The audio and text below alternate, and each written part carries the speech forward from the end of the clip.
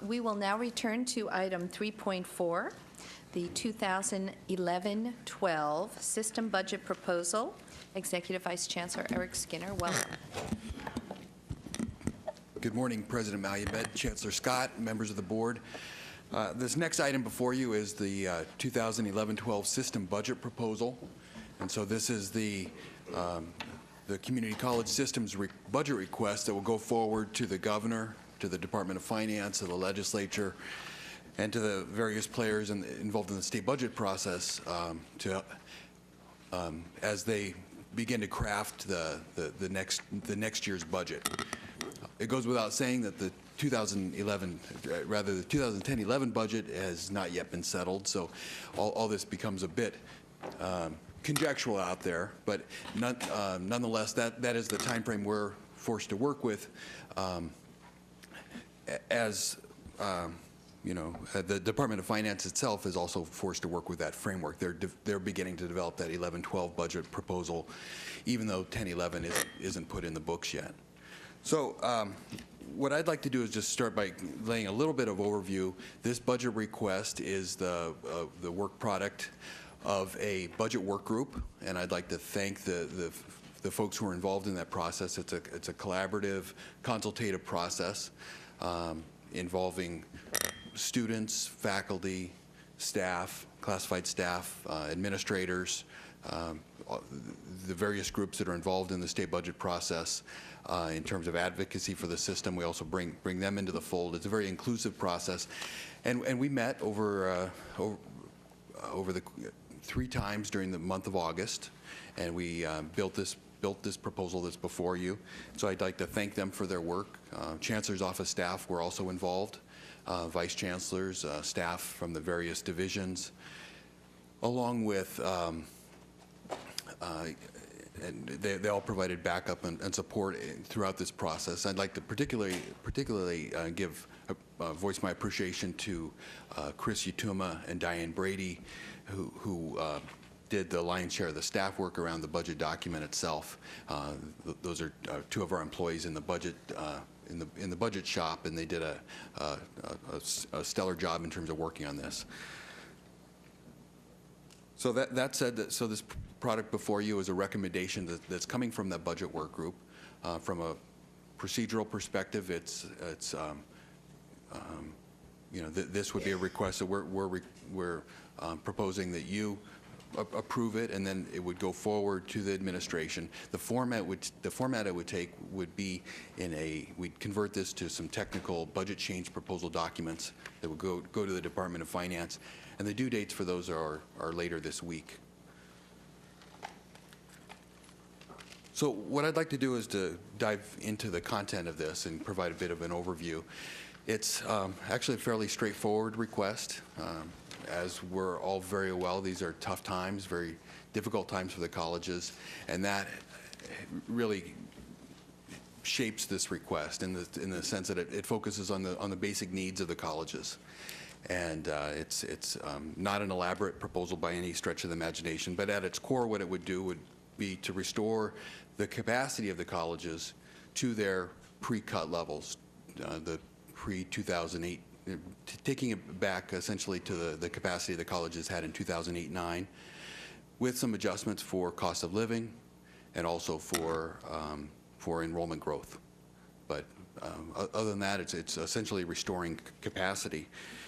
And there are three elements here, and they are restoration of our student support programs, our categorical programs, and but before I dive into this document was forwarded to you with your agenda, so hopefully you've had a chance to review and take notes and study that. So the copy that was handed out to you is the same version that was sent to you earlier electronically, so there are no changes there, in case you're trying to track that. So again, the first item being the student services programs. That's how we're using that term to refer to all the categorical programs.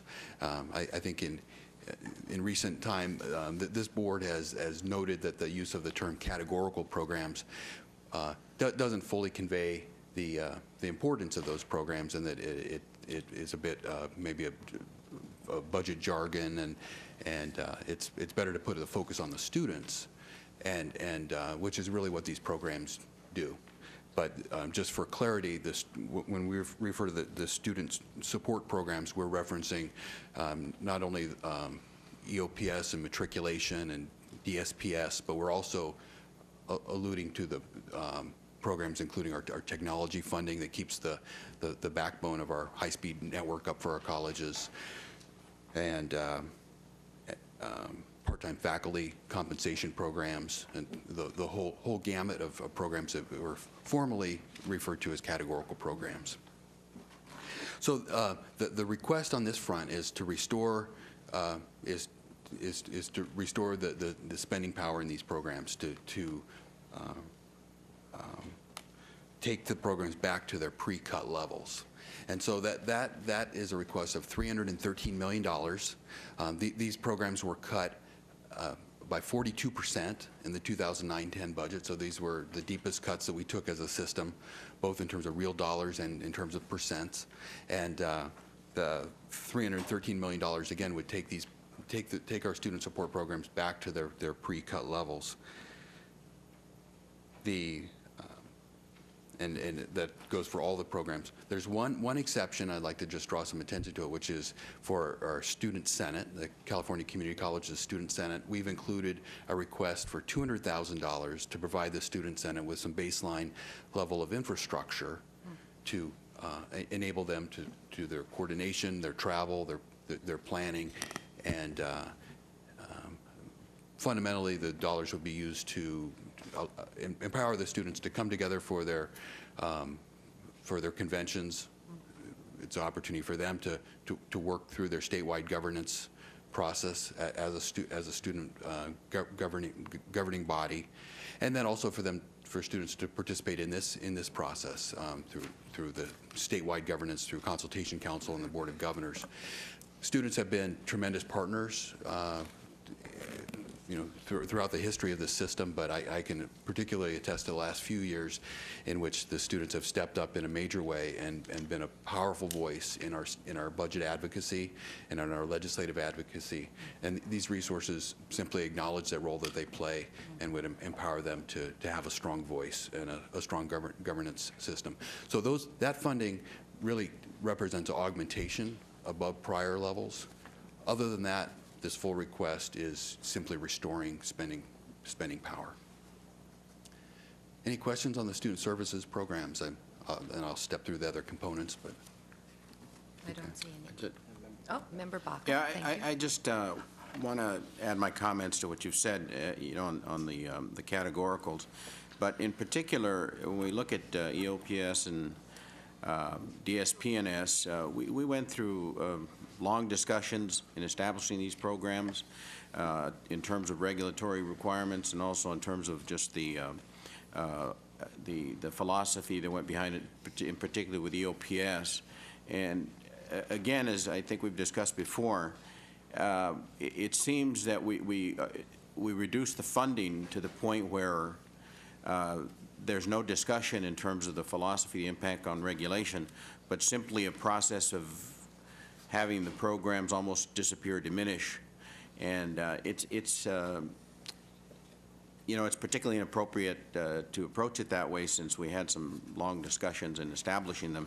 And the other thing with the part-time faculty, of course, every time we hit that area, we hit access to students, and so the colleges rely heavily in terms of that kind of support. So I just wanted to kind of, you went through that, but I just kind of wanted to emphasize those two things. So thank you.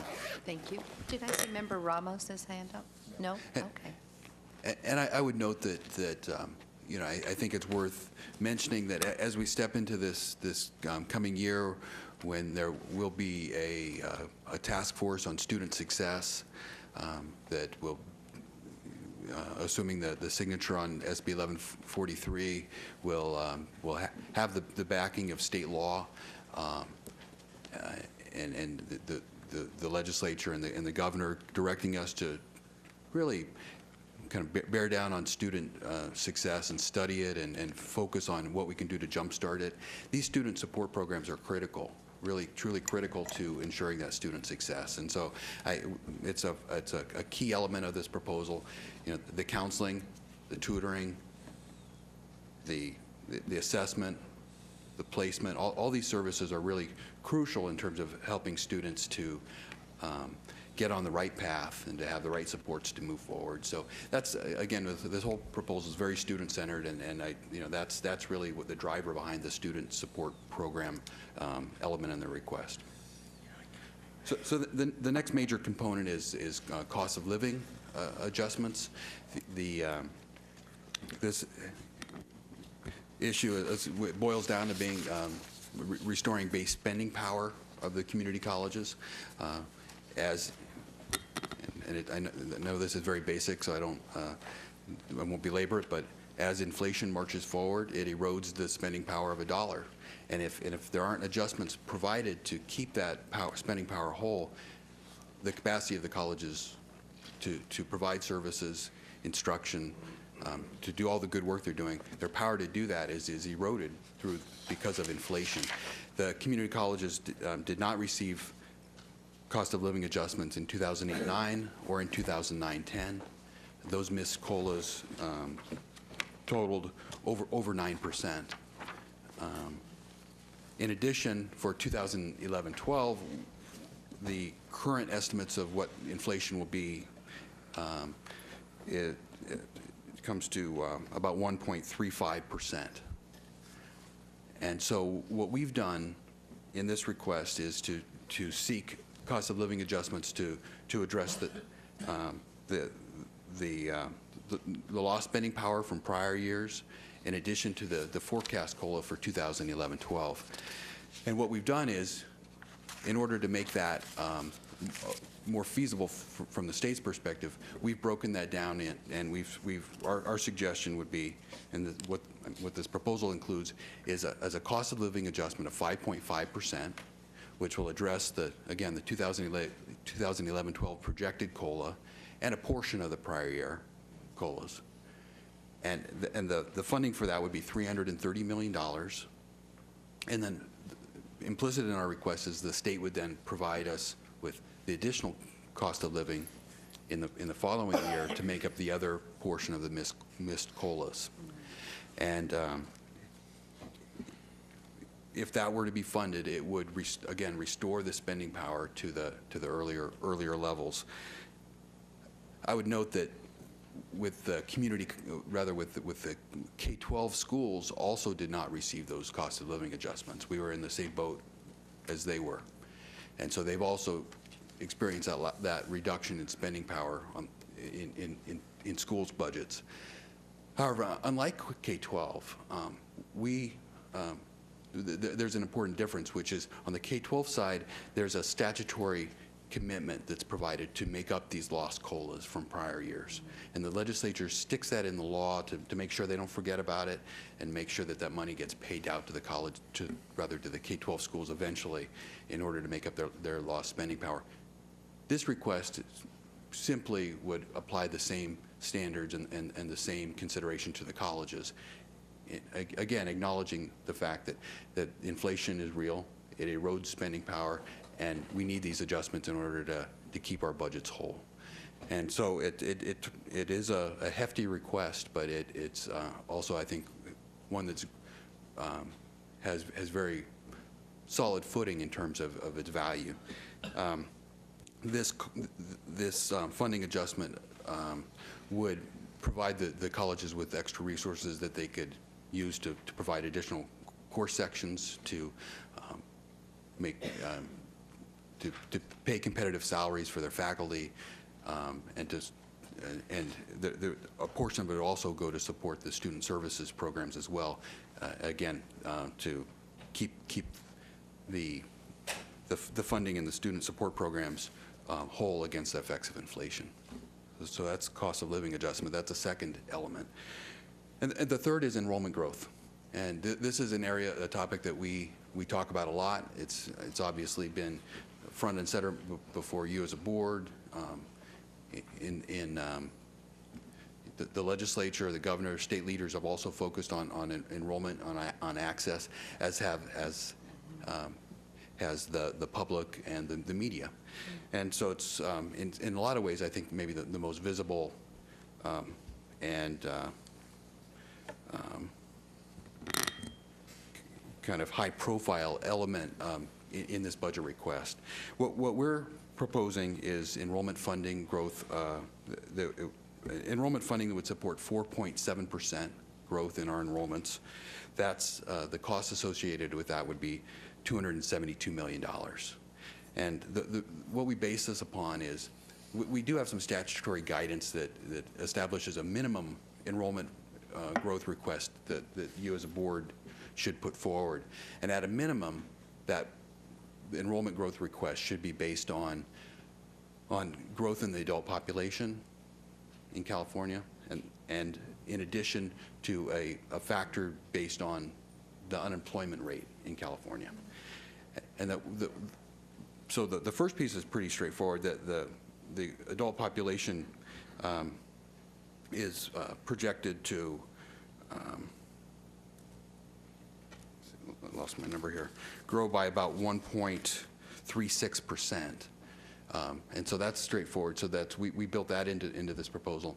In addition, for the unemployment factor, the way it's crafted is that your request needs to account for the unemployment above 5%.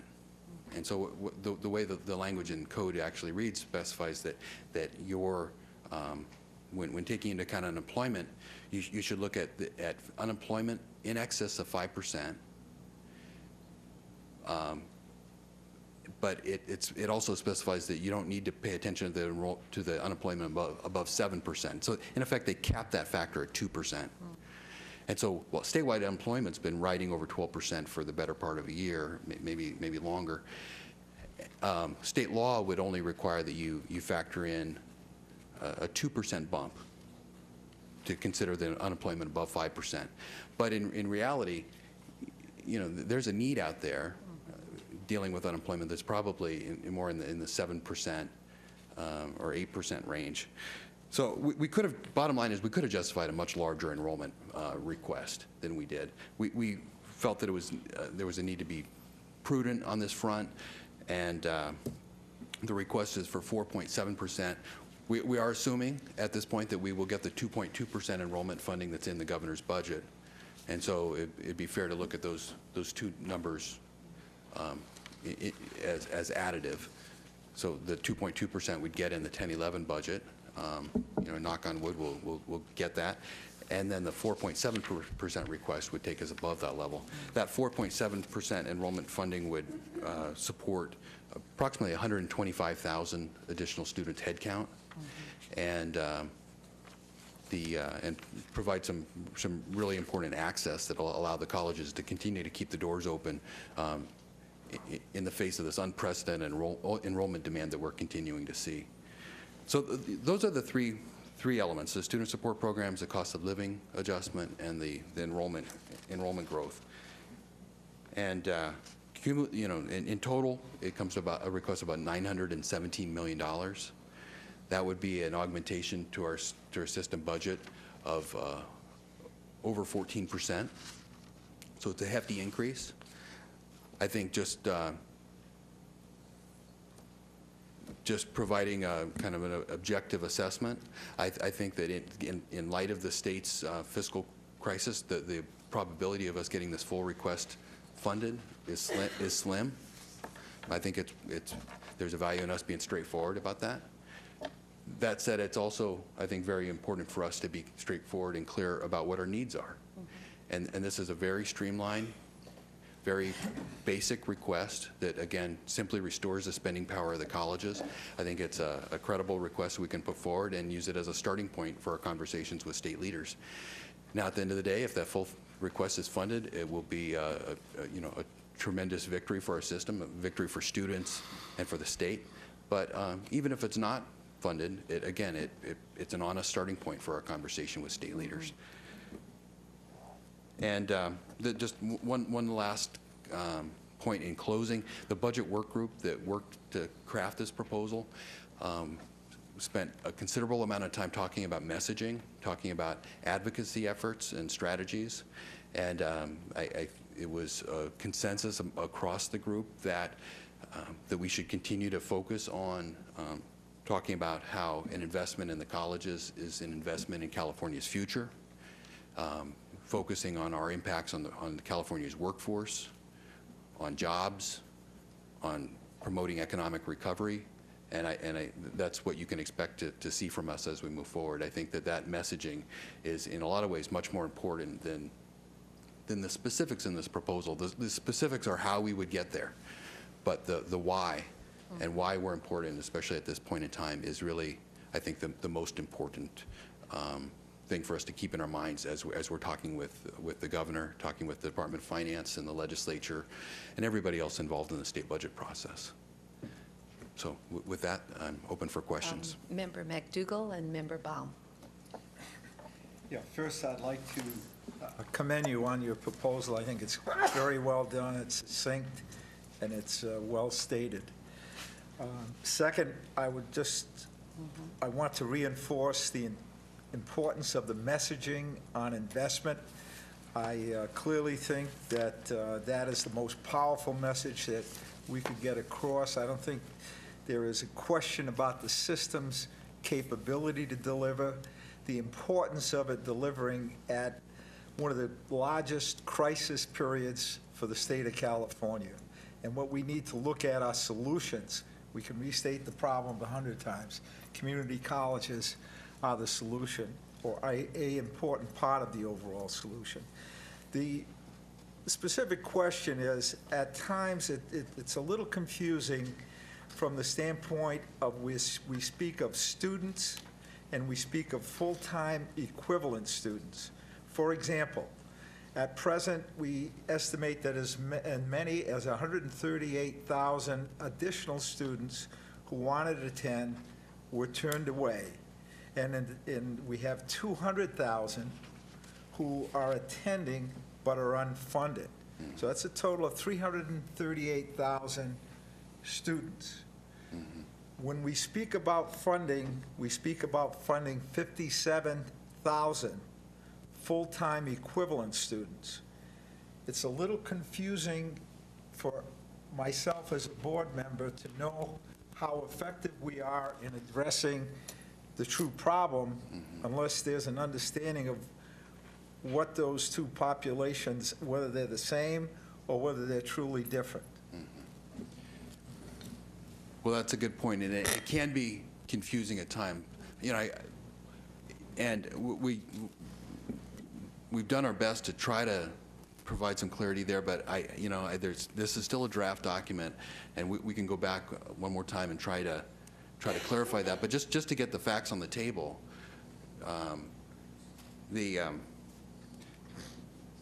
what we're looking at is it's 125. As you point out, it's almost 340,000 students head count. That's right head now, count there. right now, that is inclusive of the 200,000 that we're serving, that's the unfunded students, plus the additional students who are turned away. So what that number reflects is the shortage of funding relative to the true need. In the short term, we're dealing with 200,000 students. We're finding a place for them, but that's not sustainable. The other roughly 100, and it's between 130, 140,000 students, that's again a head count number. Those are students we're projecting were actually turned away without any classes. Head count. Let me drill down just a little, because previously when we used to look at head count, we would equate that to FTES at maybe a 3-to-1 ratio. That on average, overall, took 3 students to equal a full-time equivalent, all in some cases less, depending upon the institution. Is that a close approximation, or is it not? Because it's really significant in that 338, and we're funding 57,000. If we multiply the 57,000, for example, by 3, we get 150,000, which puts us close to halfway to meeting the need. But if we're talking about just, the numbers of students,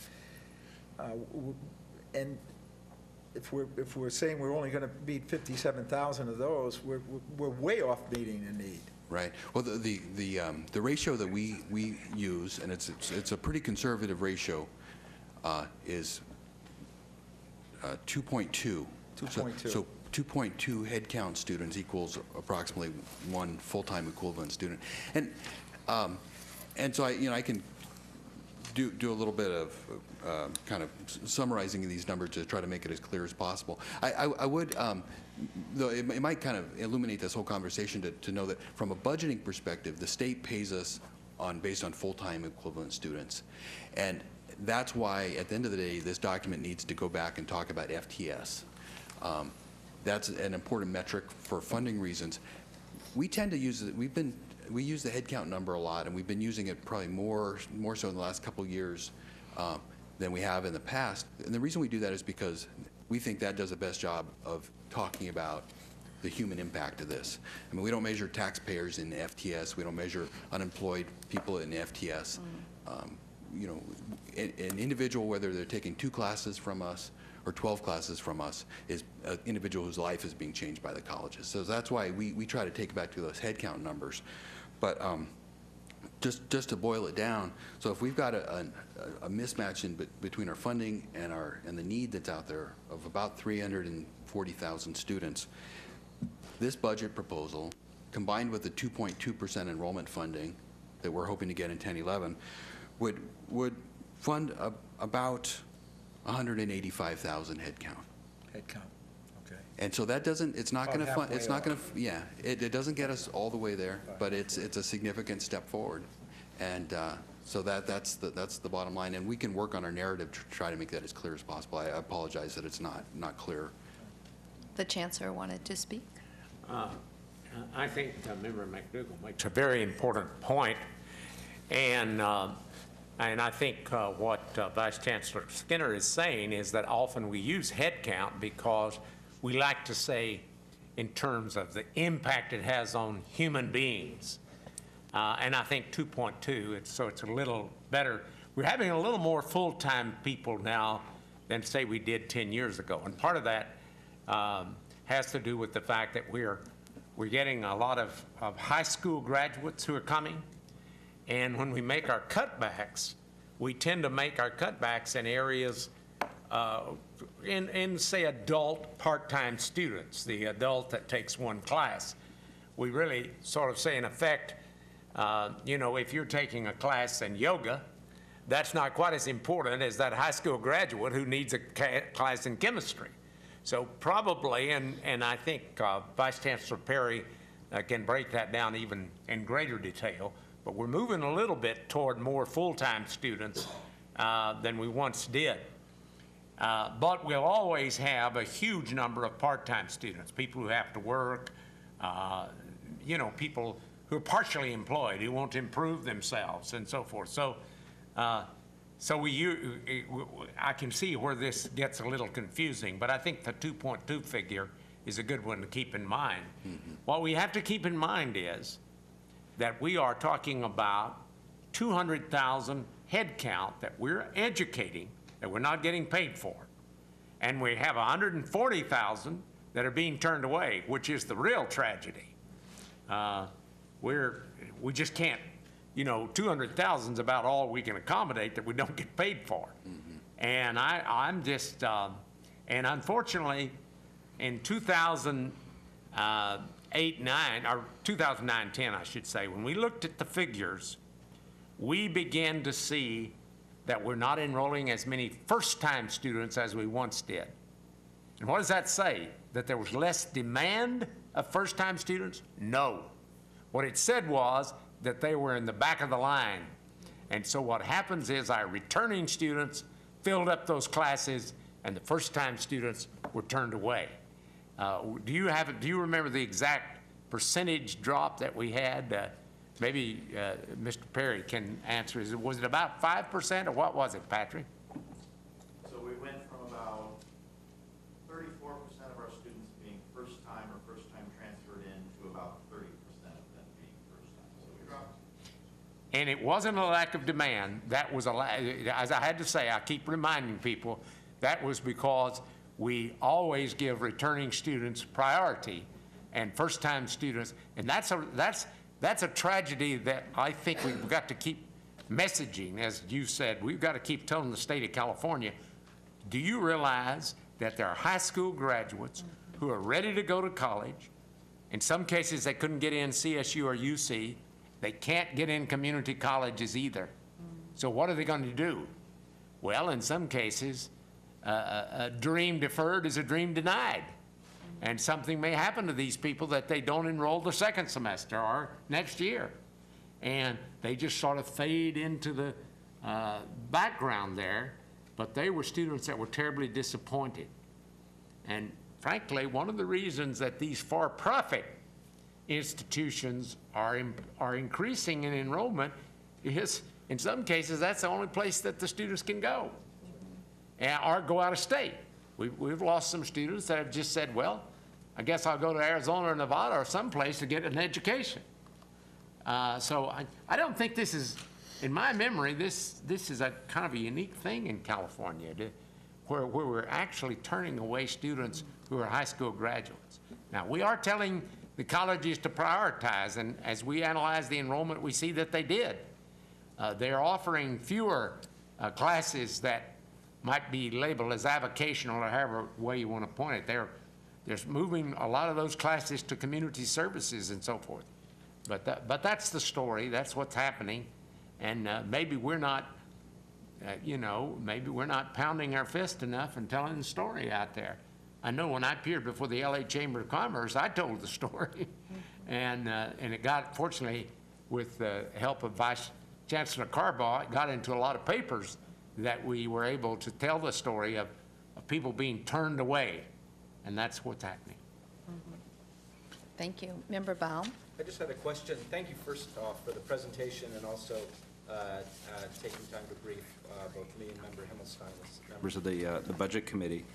I appreciate what you brought up about COLA, and so as I understand it, the K through 12 system has a mechanism to backfill their COLA that we're not entitled to or we don't have in place yet. Is that how it comes out? That's correct. It's more, I mean, honestly, more of a political issue than anything. The legislature and the governor could insert what they call a deficit factor.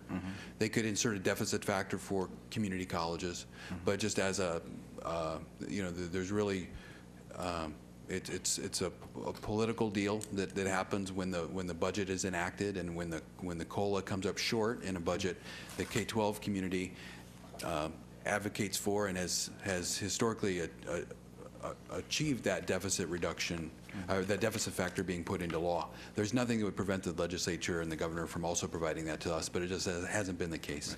So, and our COLA has not been funded the last few years, and as has the K through 12.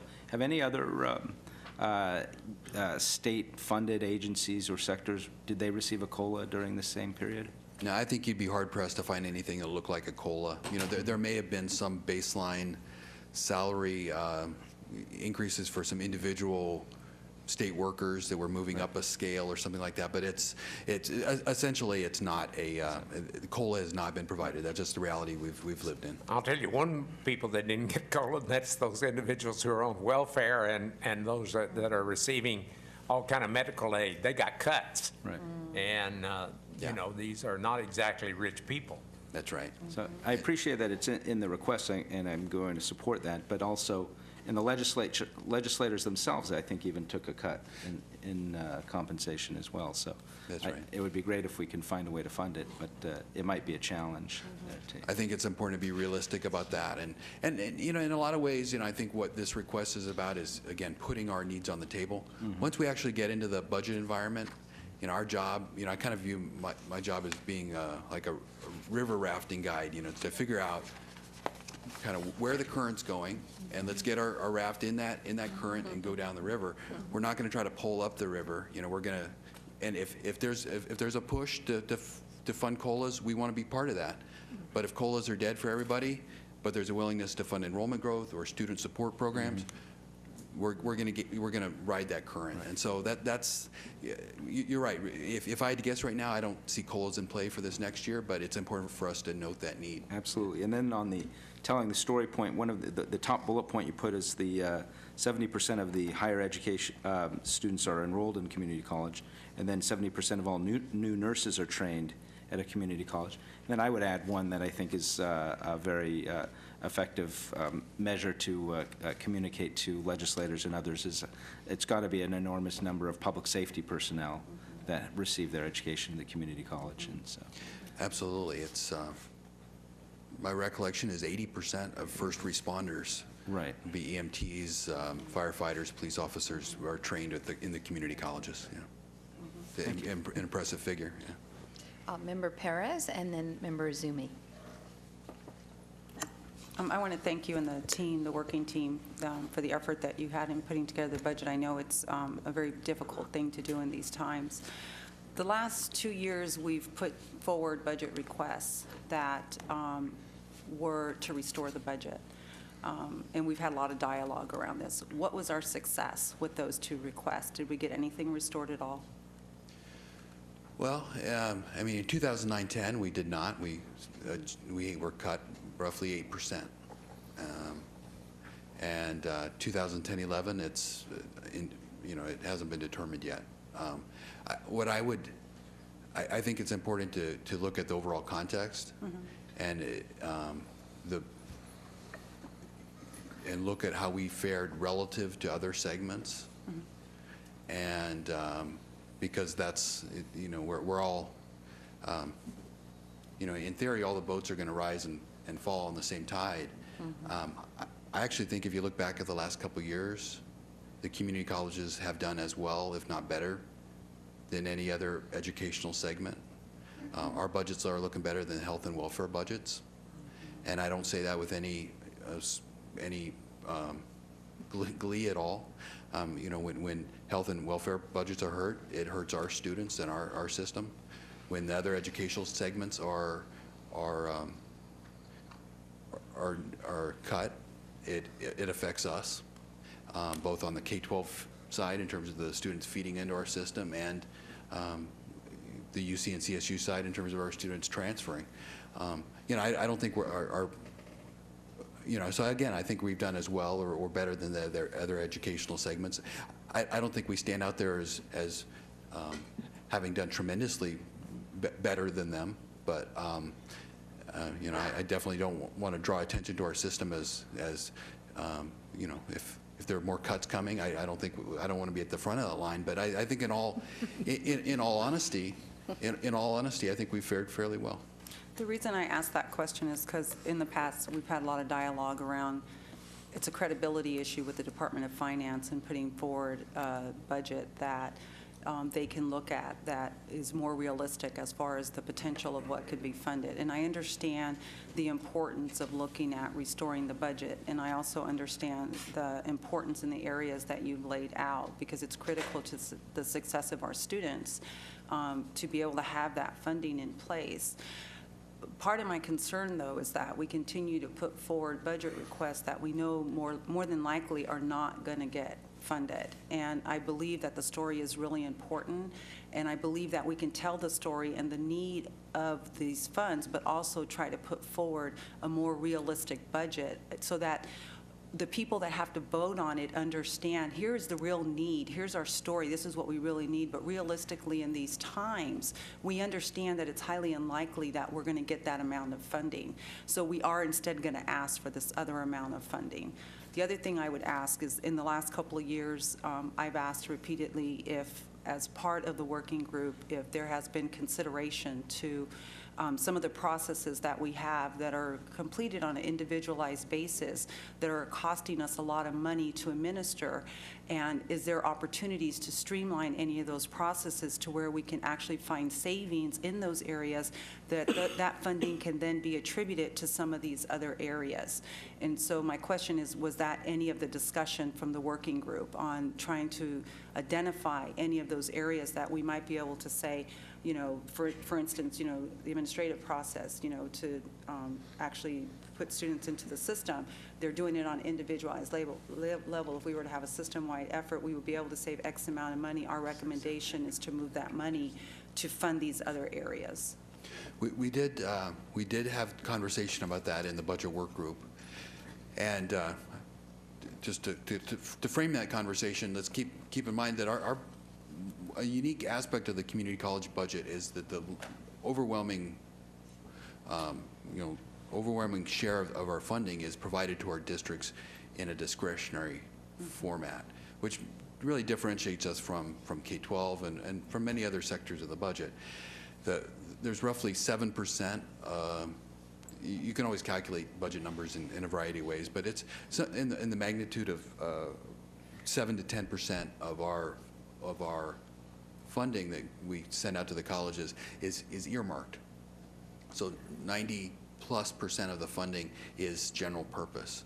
And therefore, what that means is that those decisions about how that money is being used is a local determination, and local boards are making the choice and saying, do we offer more course sections in this area, or do we try to bolster our student support programs in this area? Should we do an initiative with a local hospital? They're making those determinations, and I think most of the time that's the best location for that decision to be made, because those individuals are closest. They're closest to the needs, and they're closest to their communities, and they can make that assessment of what the highest priority is. So in terms of reprogramming dollars, we're really only talking about that 7 to 10% of the earmarked funds. And we did discuss as a budget work group the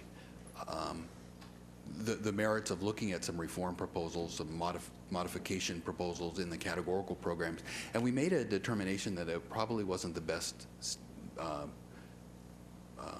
course of action, at least at this particular juncture, and that was for two key reasons. One is we've got this SB 1143 task force that's coming up. That body is very likely, under your direction, going to be coming up with proposals about how to recraft the way we serve students. And those proposals very likely could touch on these programs. And so there would be that opportunity for reform that's going to be going on as part of the SB 1143 process.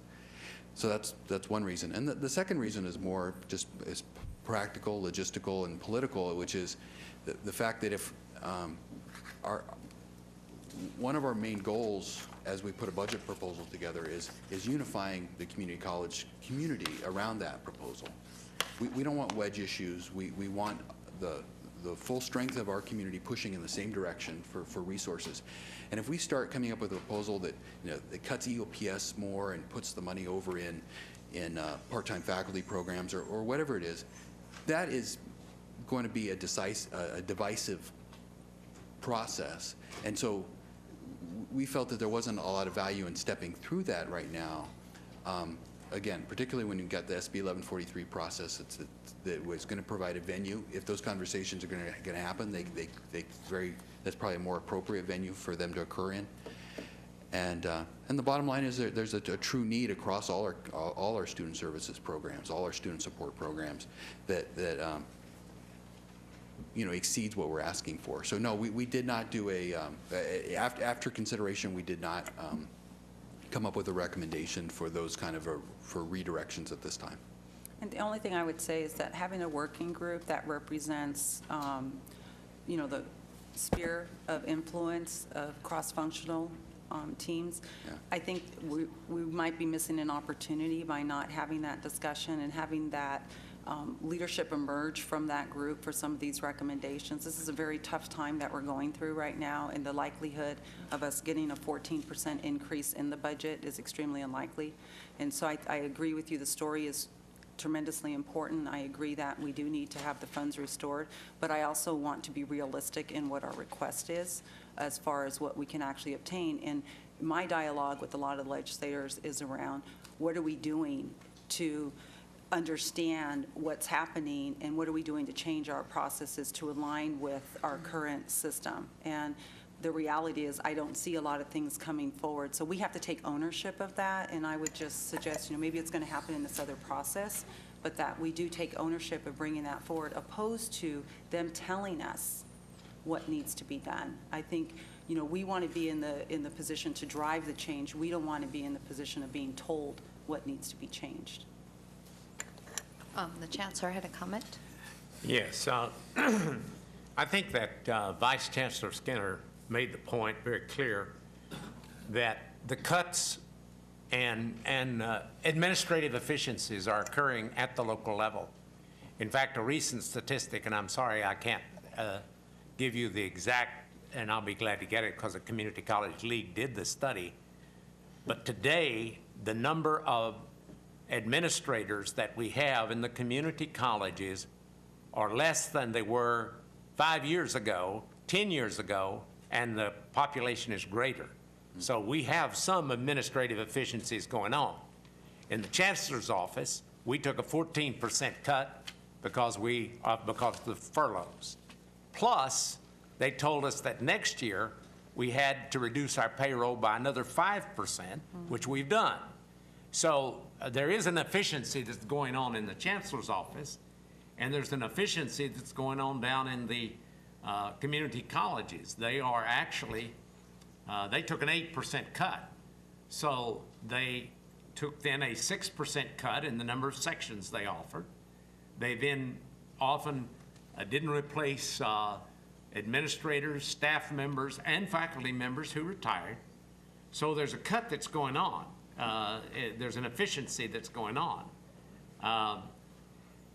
Right now, as a result maybe of our messaging, at least for the 2010-11 budget, the one right now on the table, the governor has proposed a 2.2% enrollment growth, and all the leaders have agreed. Now, I'm not going to guarantee that'll stay there once all the maneuvering begins to occur. But the governor at least made a pledge to the three of us in higher education that he wouldn't sign a budget unless it included the increases that he suggested for UC, CSU, and the community colleges. So, and there is an issue here of always, shall you present all your needs, or shall you, we're a little fearful if we ask for a half loaf, they'll give us a quarter loaf. We kind of feel like if we ask for maybe a kind of, not a full loaf, but maybe a medium-sized loaf, that maybe we'll get something out of that. We are going to maybe get enrollment growth this year. We're not going to get COLA this year. We're not going to get a restoration of the student support services this budget year. We don't know what 2011 and 12, so the Board of Governors can more or less weigh in on this as to just exactly how truthful you ought to be in terms of what you present and what you're going to get. But we want people to know that if we've been going without COLA for 3 years, that's hurt our programs because, energy bills go up and a lot of other things go up in community colleges. Costs do go up. And we are now serving more people. This fall, I believe I read a statistic that our average class size was 31. The year before it was 29. So if you want to do a little statistical look at that right away, that's productivity. Because those teachers aren't getting any more pay for the fact that they're taking in another almost 10% more students per class. So I'm just trying to say that a lot of the efficiencies that are happening in community colleges are kind of unsung. They're happening down at the local level, but they're happening. Don't make no mistake about it. Community colleges, everywhere I go, they're just sort of buckling down, and of course we did. Unfortunately, there were a whole host of part-time teachers that we just couldn't offer a contract to this year that we had before because we offered 6% fewer classes, and we were under obligation to continue to offer classes to our full-time teachers, which makes sense. But I want to make it very clear that that the community colleges are not just sort of going on business as usual, whether you're talking about Santa Monica College or College the Redwoods or Sierra College or wherever you go, you hear the same story over and over. We're doing the best we can with a lot less money. Thank you for those comments. I'm going to have Member Azumi speak, and then we have quite a few people from the public who want to talk also. Well, thank you very much, President Mallimed. I want to reiterate the comments of my colleagues to Executive Vice Chancellor Skinner and the Budget Working Group for all their hard work, and appreciate that, and also appreciate all the comments made so far by Chancellor Scott and others. I just want to mention and I think it was appropriate that in the Student Support Services budget that you bolded the Student Senate. Mm-hmm. And I thought that was a really important thing, because I remember when I first came on this board, 6 years ago, Member Haley and I and a few of the others who were here at that time, that there was a great deal of, unfortunately, disorganization and disarray with this Student Senate. But I think that this request now for the $200,000 is a huge indication of how far the students have come in putting together a really quality organization. I know that the leadership of the Student Senate over the last few years has been incredibly important for the functioning of this board in many different ways, and I just think that this request is not only a request for their needs, but also validation of the quality of the Senate and the students, leaders who they produce, and also that that they're going to be representing the students in across 112 colleges, in an incredibly effective way. And I just want to commend the Student Senate for that. Thank you. Vice President Himmelstein. We have 5 speakers, I believe. And Jerry, I don't know if She may have stepped out. Oh, we have a cutoff button or not. I'll remind speakers that we have, there it is. 3 minutes. First off, Jonathan Lightman with FAC. And as Jonathan moves his way up here, I was remiss in not acknowledging the support and help from Vice President Himmelstein and Member Baum. They both provided important feedback and input and guidance as we move forward in crafting this proposal. So thank you for that. Thank you, Madam President, Chancellor, and members. Jonathan Lightman on behalf of the Faculty Association of California Community Colleges. I think that Member McDougall stated this correctly, that this budget change proposal is succinct and elegant. It's a consensus product that reflects a 3-part narrative, and this is a narrative that we should all repeat throughout as we sell this, which is it helps get students in, it helps get students through, and it helps get students out.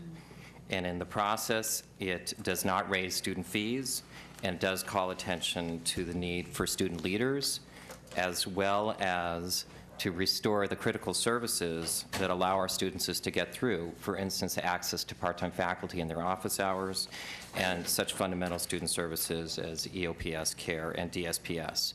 Now, a couple of things before you. I think these are challenges for which you need to undertake, is that as SB 1143 goes to the governor's office, there's been a discussion this year about student success. But part of the way that discussion arose was that there was an accusation against our system that we focus on access, but we don't focus on success. But we know as a system, and we've been saying this for years, particularly when former Chancellor Drummond was here, that that's a false dichotomy, that access and success go hand in hand. And so as we help California recover through this great recession, and we talk about the tragedy, as again, Member McDougall mentioned, that we're eliminating class sizes and access and such, that we don't focus on one thing without focusing on the other, and so that we want to maintain our access while also improving the quality of success. Now, as Eric Skinner mentioned, that this BCP gives us an opportunity to advocate, and here's something that I would like to share with you, because I felt that this was part of the contribution that FAC made to this process. This document is seen very much as an internal document by the Department of Finance. It's something that they see that they get to cogitate over, and then they inform the governor, the new governor, on how he or she should write the January budget proposal. But it's not something that we as a system have taken advantage of to say, we have an opportunity now to sell this document to the public, to actually leapfrog ahead of the political contest as well as the legislative contest, to say, let's tell the public what our needs are, so that when we come back in January, we should be pointing to this document. And I know that you as a board have asked over the years, what is it that you can do? And I think that in working together with Vice Chancellor Carbaugh and the media team, which has been so successful over the past couple of years, we need to take this document and to say to the public, we're doing a good job, and we can do better. We can actually help California emerge from this great recession. The final thing I'd like to add is that we do want to give an express round of thanks to Vice Chancellor Eric Skinner and to wish him success in his new position. Thank you. Thank you. Will Bruce, President of the Community College EOPS Association.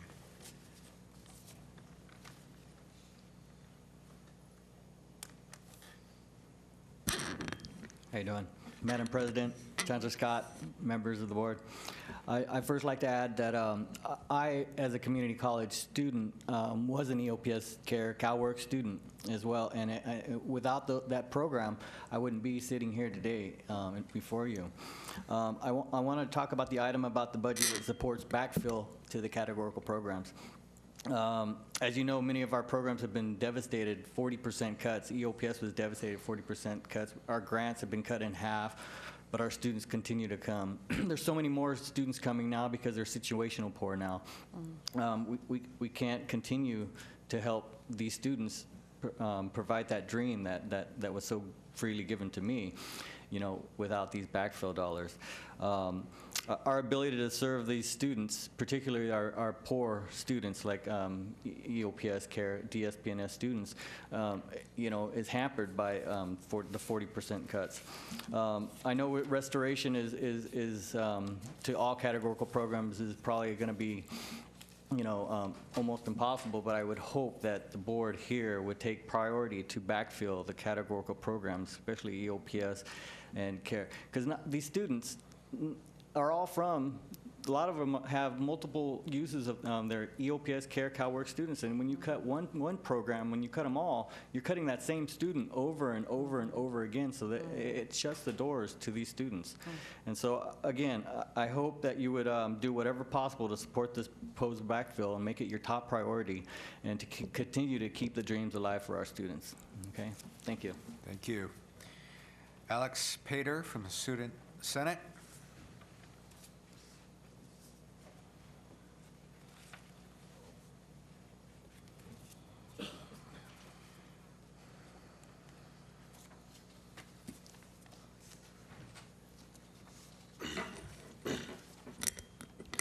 Good afternoon, Chancellor Scott, President Malumed, members of the board.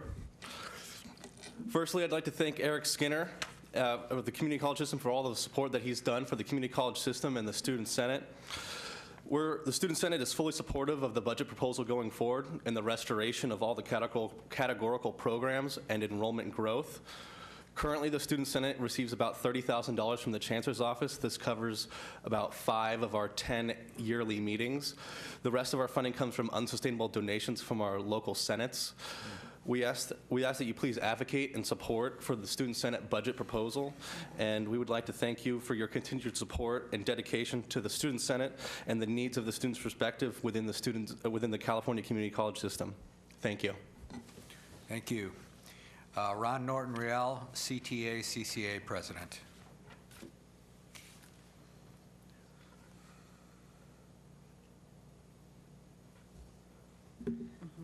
Good morning, everyone. I just wanted to say 2 things. The first is that the budget that you heard today isn't an unrealistic budget. We have to make sure that people understand what we need. And in some of the conversation today, it seemed as though there were concerns that this budget going forward was pie in the sky, but it's not. It's exactly what we need. Now, will we get that is a different question, but we should never not go forward with what's needed. You heard various conversations today about how we are doing more with less. You heard that the full-time faculty members and the part-time faculty members teaching in classes are taking more students. More students in the classroom doesn't necessarily equal more success. Smaller classrooms, and there's much documentation in terms of size, gives students a better access and success. So we're doing things because we're trying to make sure that every student gets in a classroom, but the budget is causing us, I think, to make unwise decisions. You also heard about the faculty in terms of losses of faculty. We know that last year we lost more than 3,000 of our part-time faculty members with no percentage of teaching load. What we don't know is how many went from 3 classes to 2 and from 2 to 1. When you add all of those together, the budget that we currently have is not sufficient to meet the needs of our faculty and our students. What we need is a budget that was proposed today to begin the restoration process, because only then will we truly be able to tell our students, we are there for you in all of its capacities. Thank you. Thank you. No further comment. Okay, I think that ends this discussion. This is an action item. I'm sorry. No, I was going to say, so we'll move approval of the budget request proposal. Thank you. Member McDonald? We're voting on this because it's a draft, this is a draft proposal. And we're voting on a draft proposal to move forward. Or where are we going next? Is that what you mean? Where we go, I mean, it's an action item, but you mentioned earlier that it was a draft proposal. So Clarification's warranted there. Essentially, if the board has additional guidance to provide us at this juncture, we can go ahead and we could incorporate them into the document. We do not have additional changes that we have in mind at this point, either from a chancellor's office staff perspective or a budget work group staff. So the draft was simply, I guess, a show of deference to if the board, given that this is the first time you're hearing this, if there's guidance, thoughts, if there are suggestions you have, there's still time to incorporate them. But there are no more changes you're going to see coming in the document absent your guidance. Member McDougall? Yeah, I think this is a moderate budget proposal. I don't think we are asking for more than we should receive. And if there's any guidance to offer, I would suggest that we make a stronger case at the end of how our proposal is falling short about what we should be doing for California. We are still not able to provide access for over 100,000 individuals who we know see higher education as their vehicle for fulfilling their life's promise. And I think we have to keep that in mind. This is a moderate proposal. I think it's an appropriate proposal. I think it's been well crafted. But the guidance I would have is at the end, we have to make clear that it is not ideally what we should be doing for California at this time, but we recognize that it's maybe the best we can request. Seeing no, Member Ramos? Yes, Member Baca and several of the speakers mentioned, I think passionately and appropriately, that some of the needier student programs, the OPS and others, may be under budgeted given the significant cuts that they've taken in recent years. And I'm wondering, in the spirit of perhaps being available to some rethinking on the presentation here, is there flexibility, is there room for us to either think about moving some of the numbers around to adjust for that, or to increase the budget request, even if somewhat moderately, to accommodate those very legitimate and appropriate and timely concerns from my standpoint. Well, my guidance on that would be, this document is a starting point for a conversation, and I think seeking full restoration for those programs is a strong, clear initial statement of priorities coming from the board. It's not the end of the story, and so as we continue to negotiate on the budget and we move forward, there'll be opportunities to kind of reiterate priorities and shift priorities. I'd be a little concerned, I think, about opening up that conversation at this juncture. I don't know if we'd have time to complete that by the time that we've got to get the proposal in. So that my guidance would be full funding, I think, is a strong statement, and your additional comments here, I think, kind of reiterate that. And if the board wants to echo that, that guidance is useful as we step forward. Member Perez. Just from a process perspective, I know the last 2 years, we always find ourselves in this same place where we're given a proposal, that same day we're having to approve it and not really being able to have dialogue as far as how to adjust it. And I've asked for the past couple of years if we could maybe align this process to give the board members that opportunity to be able to provide feedback and staff enough time to go back to the working group to potentially make those adjustments. So once again, I would request for next year that is a consideration when you're laying out this process, that it gives us the opportunity to provide feedback if there are adjustments that we'd like to see that wouldn't impact the timeline. I hear that loud and clear, and we'll definitely make an effort next year, and we will do a better job of getting it agendized earlier. The bottom line is because of the state's budget process, we've been marshaling all our energies towards advocacy on that front, and it's compacted the planning horizon for this document. Again, we only met in August, subsequent to your last board meeting. So the commitment would be for next year, we will make sure that we have at least one meeting prior to your your July board meeting. So there's a chance for you to put some priorities on the table. And again, my apologies to that, and all I can really offer is the fact that the state budget process and has really dominated our time. And not only myself, but all the other folks who come to the table for this budget work group are also using their energies and their organization's energies, focusing on the yet unfinalized current year budget. So apologies on that. Thank you. Any other comments or questions? Seeing none, all in favor, say aye. Aye. Opposed and abstentions. Thank you very much. The time is 12:20. We are going to adjourn for lunch until 1:15, and we'll be back then.